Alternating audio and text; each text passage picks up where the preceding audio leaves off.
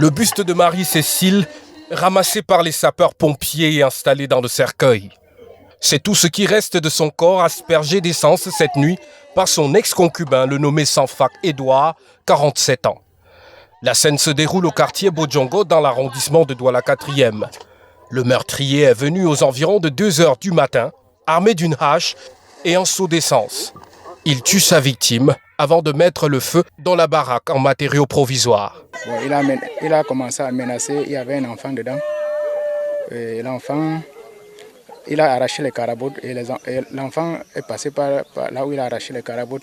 Il s'est enfui en arrêtant les voisins, en arrivant que le feu avait déjà tout incendié la maison.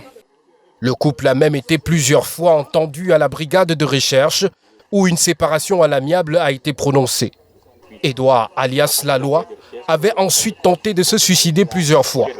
Ces informations sont données au procureur de la République descendu sur le terrain avec le sous-préfet de l'arrondissement de Douala 4e. Des éléments qui mettent en colère l'autorité.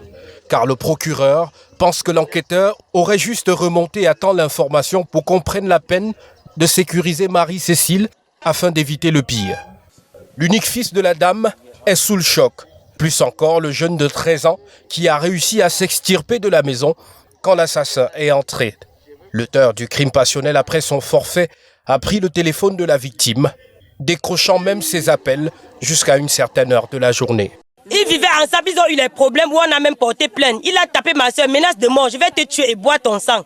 Il a tapé, on m'a appelé, je suis arrivé, elle était dans le coma, je l'amène à l'hôpital de Bonassama. On la réanime. Quand on sort maintenant, j'ai fait un mois avec ma soeur à la maison, il dit qu'il faut qu'on reste, elle dit qu'elle va retourner.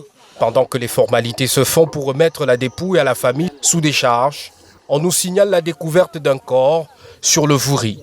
Les enquêteurs sont sur les traces et si cela est avéré, l'on pourra vérifier s'il s'agit de l'homme recherché.